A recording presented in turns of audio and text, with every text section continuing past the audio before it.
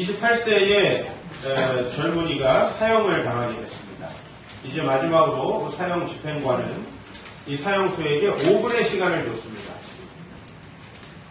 그는 동료 사형수들과 작별하는데 2분의 시간을 쓰고 지나간 삶을 되돌아보는데 1분의 시간을 쓰고 이제 나머지 2분을 자연의 아름다움을 감사하고 또한 내가 이 땅에서 살게 된 것을 감사하며 이 세상과 작별을 고하기로 했습니다. 이제 남은 시간은 2분 정도밖에 남지 않았습니다.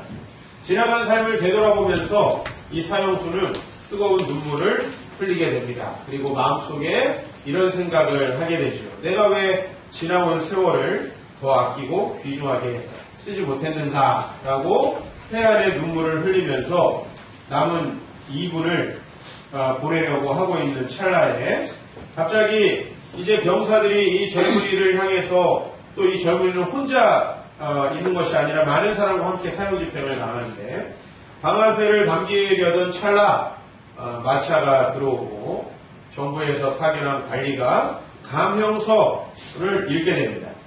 피고에 대한 사형 집행은 중단하고 피고는 4년간 시베리아 유형에 처하겠다. 그리고 그 후에 장교의 직분을 박탈하고 사병으로 복무하게 하겠다라고 이렇게 감형서를 읽게 됩니다.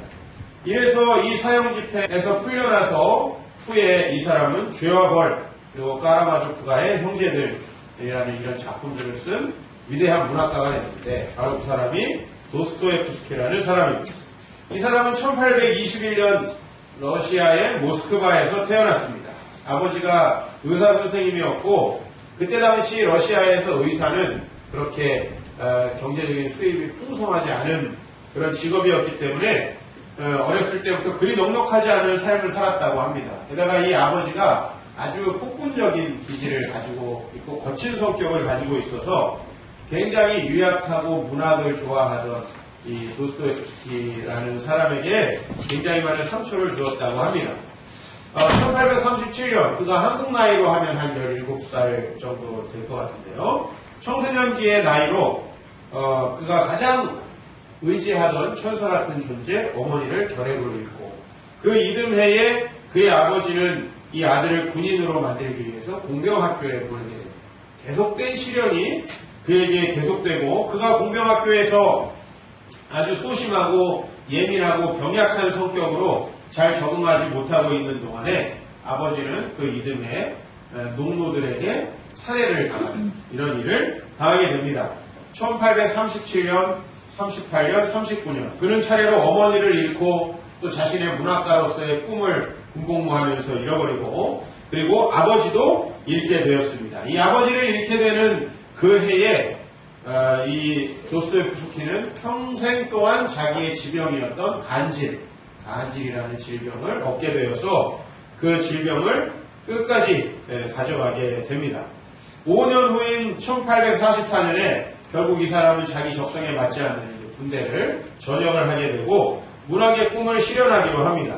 근데 여러분들이 잘 아시다시피 이 러시아는 가장 현대화 또 정치적인 근대화가 늦게 된 유럽의 나라 중에 하나였죠. 그래서 당시에 23세, 24세였던 이 젊은 문학가는 젊은 지식인들을 중심으로 사회주의 운동에 가담을 하게 됩니다.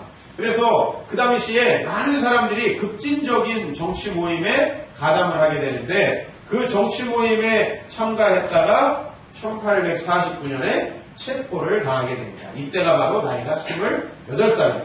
당시의 황제는 니콜라이 1세라고 하는 사람이었는데 사실 이 사람은 이들을 죽일 생각이 없었습니다. 다만 당시에 이 러시아의 이 자르 체제라고 하죠. 그 자르 체제를 위협하고 있는 그 러시아에서 새로운 정치 운동이 일어나지 못하게 하려고 이번에 이 사람들에게 아주 사회적인 본보기를 보여줘야겠다라고 생각을 하고 그 사람들에게 사형을 언도하는데 실제로는 사형 집행을 하는 순간에 풀어주자라는 계획을 가지고 사형 집행을 하게 돼요.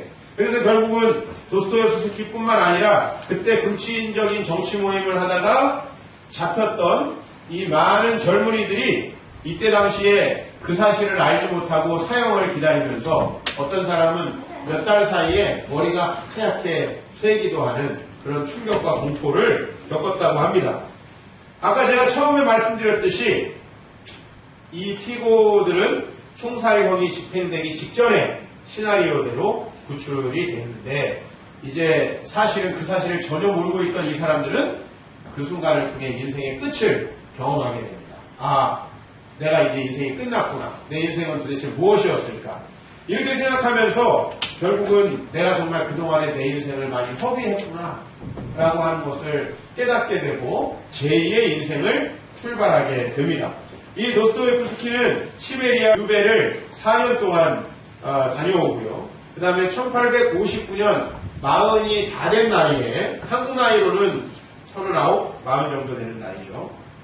이 문학가로서의 본격적인 작품 활동을 시작해서 엄청난 업적을 남겼어요. 그는 딱 20년 정도 글을 썼는데 죄와 벌이라는 작품은 비교적 초기에 썼던 작품이고 까라마조프가의 형제들 이 책은 그가 죽기 직전에 쓴 작품이라고 합니다.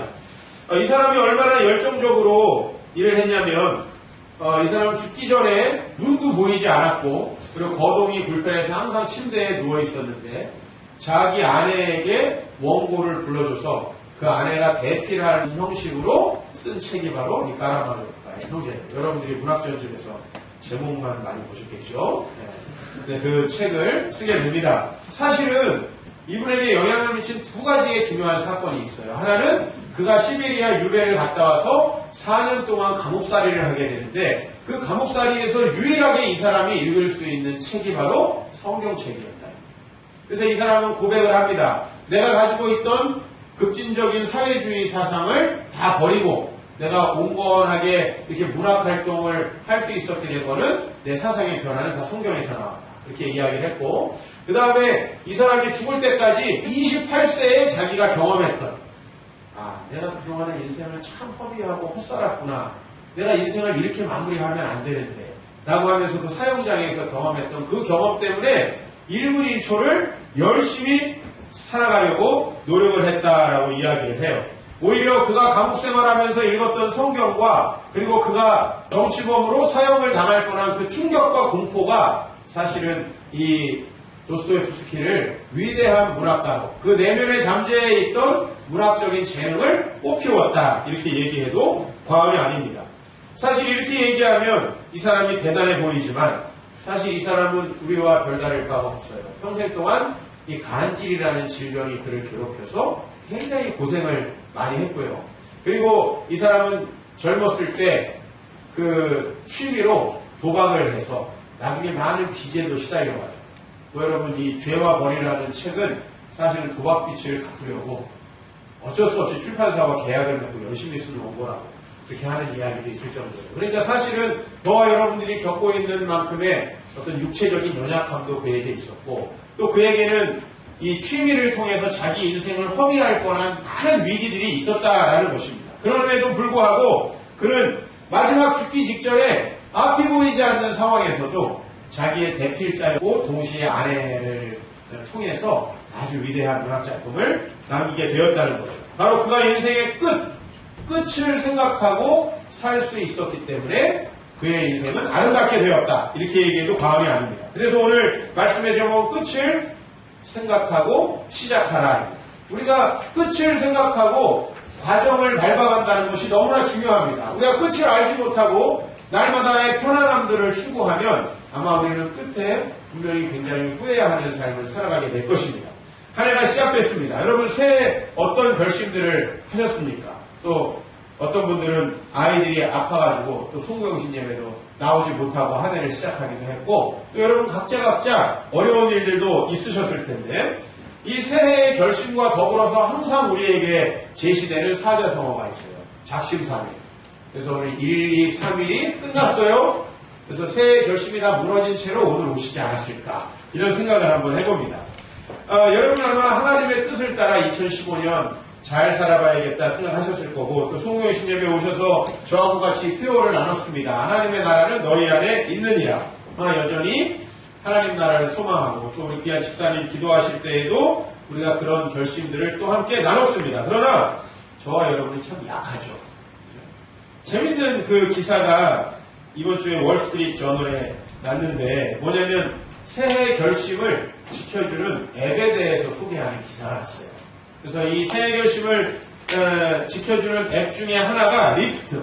아마 리프트라는 건 원래 저쪽 영국에서는 승강기라는 뜻인데 아마 사람의 삶을 좀 이렇게 높여준다 아니면 좀 이렇게 더 수준 높게 해준다 이런 뜻을 갖고 있겠죠. 이 리프트라는 앱입니다. 제가 이 앱을 써보지는 않았지만은 이 앱에는 15가지 정도의 메뉴가 있다고 해요. 명상하기 메뉴도 있고 오늘의 우선순위 정하기라는 메뉴도 있고 그 다음에 다이어트 하기라는 메뉴도 있어요. 이렇게 15가지 정도 자기를 영적으로 혹은 뭐 시간 관리 혹은 뭐 스케줄 관리, 인맥 관리를 할 수 있게 도와주는 앱인데요. 이런 앱들은 무료로 사용하실 수가 있고 그 다음에 여기에다가 일주일에 15불을 지불을 하면 자기에게 1년 동안 이렇게 자기를 도와줄 수 있는 1:1 코치를 붙여준다고 합니다. 관심 있으신 분들 한번 들어가보세요. 근데 그래서 또 이게 뭐 듀오 같이 자신에게 영감을 주는 적당한 코치를 찾을 때까지 여러 명을 또 테스트도 할 수 있게 해준다고 합니다.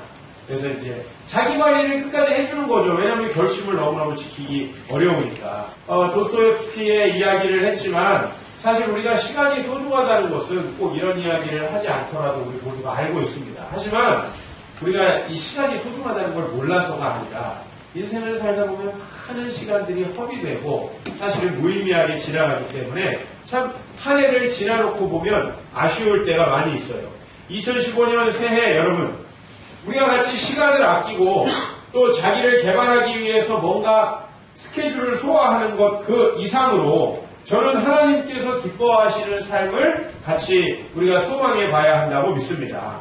이 한 해 하나님의 말씀에 순종하면서 제가 표로 여러분에게 드렸던 것처럼 하나님의 나라를 여러분 안에 이루어가는 것을 목표로 한다면 그리고 우리가 그 결심을 한다면 아마도 우리의 삶이 조금 더 하나님과 가까워지고 또 하나님 나라를 이루어가는 그 과정 속에서 하나님이 여러분의 삶에 임하셔서 도우시고 축복하시는 많은 것들을 체험하게 되리라 믿습니다. 오늘 우리가 출애굽기 15장 말씀을 본문으로 봤습니다. 이 15장은 어떤 장이냐면 성경 전체에서 봤을 때는 이스라엘 백성이 아주 작은 약소 민족으로 애굽에 종살이를 하고 있다가 하나님의 엄청난 개입과 도우심으로 출애굽을 해서 이제 가나안 땅으로 처음 출발하는 시점에 첫 번째 여정, 말하자면 한 해의 첫날과 같은 그런 첫 번째 여정을 기록한 것이 바로 오늘 이 출애굽기 15장 22절에서 27절 제가 여러분에게 제시한 본문입니다. 이스라엘 백성들은 홍해를 건너서 약속의 땅 가나안으로 갑니다. 하나님은 그 땅을 약속했습니다. 마치 우리에게도 하나님의 말씀을 따라 주의 나라와 의를 구하면 이 모든 것을 더하시겠다 이렇게 또 약속하시는 것처럼 이 모든 광야의 여정을 잘 지나서 가나안 땅에 도착하면 젖과 꿀이 흐르는 그 땅에 모든 민족들을 내어 보내고 너희들에게 그 땅을 주겠다라고 이렇게 하나님께서 약속하셨어요. 그 첫 번째 여정인데 여러분 첫날부터 어떻게 보면 첫 여정부터 이 여정은 녹록지가 않습니다. 우리 출애굽기 15장 22절을 같이 좀 읽어보도록 하겠습니다. 모세가 홍해에서 이스라엘을 인도하며 그들이 나와서 수르 광야로 들어가서 거기서 사흘길을 걸었으나 물을 얻지 못하고 첫 번째 여정에 뭐가 나옵니까? 물을 얻지 못하는 이 광야의 혹독한 현실이 사실 우리가 이렇기 때문에 우리의 결심을 지키기 어려운 거 아니겠습니까? 우리 앞에 놓여있는 이 광야 가나안 땅에 대한 약속은 너무나 좋고 하나님의 축복의 약속은 너무나 좋지만 그 길을 통과하기 위해서 첫 번째로 이스라엘이 당해야 했던 것은 광야의 현실이었다라고 하는 거죠. 우리의 삶에 우리가 그 과정 속에 매몰되지 않기 위해서는 광야를 통과하면서 하루하루의 삶을 바라보는 게 아니라 끝을 바라봐야 한다. 저는 왜 도스토옙스키가 그렇게 자기가 건강을 잃고 정말 생명이 언제 끝날지도 모르는 기력도 없는 상태에서까지도 그렇게 열정적으로 글을 쓰려고 했을까? 그것은 바로 그 하루하루 내가 좀 더 편하고 좀 더 잘 지내고 싶다 이런 게 아니라 내가 내 인생의 끝에 돌아봤을 때 후회하지 않고 정말 아름다운 인생을 살고 싶다라는 그 열정. 그가 28세 때 자기의 인생의 끝을 미리 경험하면서 느꼈던, 체험했던 그 열정 때문에 그가 그 하루하루에 매몰되지 않을 수 있지 않았나 싶습니다. 이스라엘 백성들은 저 앞에 하나님의 약속이 있지만 당장의 현실은 광야였다고 하는 거죠. 그래서 15장 23절, 24절을 보면 우리의 예상의 반응이 나옵니다. 마라에 이르렀더니 물을 얻지 못하고 물을 발견하게 돼요. 마라라고 하는 물을 발견하게 되는데 그곳 물이 써서 마시지 못하겠으므로 이름을 마라라고 해요. 그러니까 이름이 원래 마라가 아니고 도달해서 그곳을 물을 먹어보니까 못 먹을 물이라서 그것을 마라라고 명칭을 붙인 거예요. 히브리 말에 마르라고 하는 말이 쓰다라는 말이에요. 그래서 마라라고 이렇게 부른 거예요. 자, 그래서 오늘 여기 말씀을 보면 백성이 모세에게 원망하여 이르되 우리가 무엇을 마실까라고 원망. 네, 여러분 이렇게 원망하면 여러분 예상이 어때요? 아유 하나님께서 너네 왜 원망하냐라고 하실 것 같지만 하나님 처음부터 그러신 게 아니에요. 오늘 이 본문을 잘 보십시오. 15장 25절 26절입니다. 모세가 여호와께 부르짖었더니 여호와께서 그에게 한 나무를 가르치시니 그가 물에 던지니 물이 달게 되었더라. 아주 아름답죠? 하나님 앞에 불평했는데 하나님께서 그 물을 단물로 바꿔주었다라는 거예요. 그러면서 하나님께서 야 계속 불평해라 이 말이 아니고 이제 다른 말씀을 하세요. 여기부터가 우리가 잘 들어야 될 것 같아요. 여호와께서 그들을 위하여 거기서 법도와 율례를 정하시고 그들을 시험하실세 이르시되 너희가 너희 하나님 여호와의 말을 들어 순종하고 내가 보기에 의를 행하고 내 계명에 귀를 기울이며 내 모든 규례를 지키면 내가 애국 사람에게 내린 모든 질병 중 하나도 너희에게 내리지 아니하리니 나는 너희를 치료하는 여호와임이니라. 하나님은 그 광야를 그 물이 없는 상황을 지나가게 하시면서 야 내가 앞으로 너희들이 이 광야를 지날 때마다 너희를 도와줄 거야. 어려운 일이 닥칠 때마다 내가 너희에게 새로운 길을 줄 거야. 그러니까 이 모든 것들을 시험이라고 생각하고 잘 이겨나갔으면 좋겠어. 이렇게 얘기하시고 하나님께서 그 다음 구절을 좀 같이 읽으면 좋겠어요. 시작. 그들이 엘림에 이르니 거기에 혈줄과 종려나무 이름 들어가 있는지라 거기서 그들이 그 물가에 장막을 치시라. 예, 그들이 엘림이라는 곳에 이르렀어요. 이게 바로 이스라엘 백성의 첫 번째 도착지예요. 그 첫 번째 도착지에 뭐가 있었어요? 물샘 12, 그 다음에 종려나무 70그루가 있었어요. 이것은 아마 이스라엘 백성들에게 엄청난 휴식, 엄청난 풍요로움, 그들의 배를 채우는 그러한 아름다운 휴식이 되었을 겁니다. 오늘 이 본문 말씀을 통해서 하나님은 말씀하시는 거죠. 광야는 여러 어려움과 환난이 있다. 내가 환난이 없다라고 얘기하지는 않겠다. 우리의 결혼 생활이 시작될 때 앞으로 전혀 싸우지 않고 둘 사이에 아무 어려움이 없을 것이다. 이렇게 얘기하지 못하겠다. 우리의 자녀들이 많이 태어났는데 이 아이의 앞에 아무 인생에 어려움이 없을 거라고 내가 얘기하지 못하겠다. 하나님 그렇게 말씀하시는 거예요. 왜? 우리의 인격이 성장하고 하나님 앞에서 우리가 더욱더 아름다운 신앙인이 되기 위해서 우리는 때로는 광야를 걸어가야 합니다. 그러나 내가 너희를 광야에서 그냥 두지 않겠다라는 거죠. 마라의 쓴물을 바꾸게 될 것이고 너희가 조금만 가면 종려 70그루가 있고 그리고 물샘이 12이 있는 이런 엘림과 같은 곳 인생의 오아시스들을 계속해서 내가 너희들에게 만나게 해줄 것이다. 그것이 하나님의 약속입니다.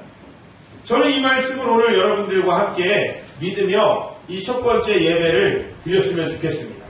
하나님이 보시기에 선한 삶을 살아가는 것을 우리의 인생의 목표로 했으면 좋겠습니다. 저는 오늘 끝을 생각하고 싶어요. 한 해가 끝났을 때 내가 정말 하나님의 나라를 우리 교회 안에 이루고 그 다음에 저와 여러분들 안에 이 하나님 나라가 이루어지도록 제가 도움을 드리고 싶어요. 그런 도움들을 드리는 과정을 함께 하고 싶은데 내가 만약에 올해가 끝나고 이 표를 떼어버릴 때, 야, 이거 뭐 표만 달아놨지, 뭐 이거 하나도 된 건 없네, 라고 생각하면 내 자신이 일단 너무 불만족스러울 것 같습니다. 톨스토이라는 사람이 이런 얘기를 했어요. 인생의 가장 큰 행복은 한 해가 끝났을 때 성장해 있는 자신을 보는 것이다. 근데 사실은 저는 이 글을 작년에 언제쯤 몇 달 전에 처음 이 글을 봤는데요. 아, 이것이 두고두고 생각이 나요. 저는 항상 지금까지 그렇게 살았거든요. 야, 올해가 끝났을 때 작년보다는 훨씬 나아진 나였으면 좋겠다. 어차피 우리가 늙는 건 분명한 거예요. 우리의 삶이 짧아지는 것은 분명해요. 남은 삶이 얼마 남지 않아지는 것은 분명하지만 우리가 할 수 있는 게 하나 있어요. 더 성숙하고 더 나아진 우리의 모습이 되는 것. 그래서 저는 여러분들이 올해 한 해 영적으로나 여러분의 가정에서의 가장으로서나 어머니로서나 또 여러분의 직장에서의 여러 가지 실력으로서나 경력으로서나 모든 면에서 더 많이 성장해 있는 여러분 자신이 되어지기를 소망합니다. 그리고 여러분이 이 한 해의 끝에 여러분을 돌아봤을 때 하나님과도 더 밀접하게 가까워졌고 우리 부부 사이가 더 하나님이 보시기에 아름다워졌고 나와 자녀의 관계가 정말 주님의 나라를 가르치고 모델로 보여주고 그 아이가 따라오는 이런 아름다운 관계가 되었구나 라고 우리가 서로를 축복하고 평가해 줄 수 있는 그런 아름다운 피드백을 할 수 있는 그런 올 한 해가 되기를 축복합니다. 여러 가지 사단의 시험들도 있을 거예요. 그러나 분명한 것은 우리가 유혹을 견디고 승리하려고 한다면 하나님께서 물샘 열둘과 종려나무 70그루가 있는 오아시스로 우리를 인도하실 거라는 사실입니다. 우리 한 해의 끝에 우리의 목표는 하나님의 축복을 누리고 후회 없는 삶을 살았다라는 거 아니겠습니까? 그러기 위해서 우리는 2015년 이 한 해가 시작될 때 우리가 이 한 해가 끝날 때에 더 성장하고 더 하나님이 보시기에 기뻐하는 삶으로 내가 변했다라는 이야기를 할 수 있다면 아마 여러분이 개인적으로 필요한 많은 것들을 이미 하나님이 여러분의 삶에 채우셨을 겁니다. 그건 확실해요. 내가 하나님 앞에 온전히 서 있을 때 하나님이 나를 축복하시는 그것을 우리가 함께 체험하기를 소망합니다. 어떻게 보면 2014년 우리 교회로서는 제가 개척을 하고 가장 힘든 해였어요. 가장 힘들게 된 가장 직접적인 원인은 많은 아이들이 태어났어요. 딴 거 없어요. 많은 아이들이 태어나서 다 선생님들도 쉽지 않고 그죠? 또 아이들이 태어나서 공간도 필요해서 또 뒤에도 이렇게 막은 거예요. 그래서 막고 나름대로 여러분들도 엄마가 아기를 봐야 되니까 아빠들은 또 도와줘야 되죠. 그죠? 직장도 또 나가야 되죠. 여러분 얼마나 많이 힘드셨습니까? 그리고 우리 교회에 웬만큼 아기 없고 한가한 사람은 얼마나 많은 또 봉사를 하셨어야 했습니까? 우리 교회가 많이 바빠집니다. 이 아이들을 섬겨야 되니까 바빠지고 주일학교도 바빠지고 많은 일들이 있습니다. 그러나 우리가 작년을 잘 이겨냈어요. 여러분들 아기 낳고 사이가 안 좋아지는 부부들도 많은데 다들 사이도 더 좋아지신 것 같고 또 둘째를 계획하고 계시는 분들도 꽤 있어요. 많이 낳고 기르고 또 우리가 그만큼 수고하면서 서로 도와줘야 될 것 같아요. 그렇죠? 올 1년 한 해 우리가 올해 예배를 시작했습니다. 52주 하나님 앞에 예배 드리는 것을 우리 목표로 삼읍시다. 같이 저를 따라해 보십시오. 52주 예배를 통해 하나님께 영광을 돌리도록 건강을 주옵소서. 그냥 건강하게 하십시오. 나 좀 잘 걸어다니게 이렇게 하지 말고 하나님 앞에 예배 드릴 수 있도록. 그 다음에 따라합시다. 365일 말씀과 기도로 하나님께 나아가겠습니다. 우리 이제 새해 들어서 내일부터 우리 평일 기도회는 항상 8시간이에요. 주말에 토요 기도회만 7시고 나머지 모든 기도회 시간은 다 금요 기도회든 뭐 수요일이든 월요일이든 아무 상관없이 다 8시로 변경해서 여러분들과 좀 새 출발을 하려고 합니다. 또 여러분 지금까지 우리가 정말 이렇게 출산하고 많은 수고들을 하는 사이에 또 다른 분들이 열심히 이웃들에게 사랑을 베풀었어요. 그리고 열심히 또 선교를 준비하고 있습니다. 삶의 현장에 열심히 나아가고 있습니다. 여러분, 우리가 이렇게 해왔기 때문에 제가 이제 지난주에 올 한 해를 다 정리하고 또 우리 재정부 다음 주에 보고하기 위해서 재정 상계부서 결산도 다 해보니까 작년 2013년보다 2014년이 더 우리가 많은 것을 했더라고요. 아이가 8명이나 태어났음에도 불구하고 엄마 아빠들이 엄청 고생했음에도 불구하고 또 우리 타가부 선생님들이 많이 수고하느라 아침부터 일찍 나와서 피곤했음에도 불구하고 더 많은 봉사와 섬김으로 나아갔더라고요. 그리고 우리는 이제 이 한 해의 벽두에 또 아주 좋은 손님들을 맞이하게 되었습니다. 다음 주에 우리가 5년 동안 단기 선교 가서 섬겼던 몽골중앙교회 지체분들이 우리 교회에 방문합니다. 그래서 다음 주 오후에는 우리 그분들과 안면이 있으시고 교제하고 싶으신 분들은 식사할 수 있는 또 특권도 있습니다. 그래서 우리와 여러 차례 교제를 나눌 텐데요. 올해도 우리가 여전히 사랑하고 나누고 섬길 때 우리의 인생의 끝에 2015년을 우리가 결산하면서 우리의 삶에 얼마나 풍성한 열매가 있을까라는 것을 생각해 봅니다. 어제 우리가 이제 1월 첫 주 시작하기 전에 우리 소그룹 리더들이 다 모여가지고 워크샵을 했는데 제가 이 소그룹 리더들과 새해의 결심들에 대해서 좀 나눴습니다. 새해 기도 제목들. 근데 제가 참 감사했던 건 뭐냐면 그 중에 몇몇 집사님들이 이런 고백을 해요. 2014년을 시작할 때 참 두렵고 힘든 일들이 많았는데 돌이켜보니까 하나님께서 참 풍성하게 채우셨더라는 거예요. 그냥 우리는 하나님 앞에 예배하고 우리의 삶의 자리에 충실했을 뿐인데 하나님은 여전히 우리를 축복하시고 우리에게 모든 것들을 채우셨더라는 겁니다. 저도 개인적으로 2014년은 아주 감사하고 또 많이 기억나는 한 해가 될 것 같아요. 2015년 우리 앞에 이제 52주가 남아 있습니다. 첫 단추를 여러분 잘 끼우셨죠?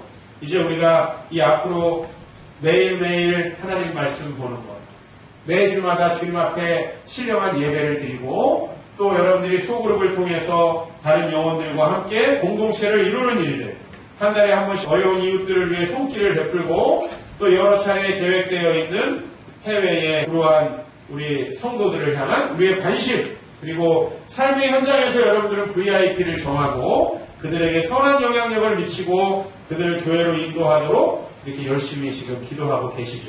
올해가 끝날 때쯤 우리는 감사의 예배를 드리면서 이 한 해를 아름답게 추억할 수 있게 되길 바랍니다. 그리고 오늘 여러분에게 마지막으로 말씀드리고 싶은 것은 그 아름다운 끝을 생각하면서 우리가 하루하루를 잘 살아내고 또 그 끝에 우리에게 주어진 칭찬과 축복들을 그리고 무엇보다도 내 자신이 성장해 있을 것을 바라보면서 내 자신이 뿌듯하고 대견할 그 우리의 영적인 성장의 행복 그것들을 기대하면서 이 한 해가 여러분들에게 어느 해보다도 축복되고 아름다운 해로 기억되고 여러분이 지금 이 모습 그대로 올해 연말까지 하나님 앞에 아름답게 예배를 드리고 또 우리의 주위에 많은 성도들이 새로 와서 함께 예배드릴 수 있는 그런 공동체, 사랑으로 이웃을 섬기고 우리의 영향력이 많이 확대되는 그런 2015년이 되기를 주의 이름으로 축원합니다.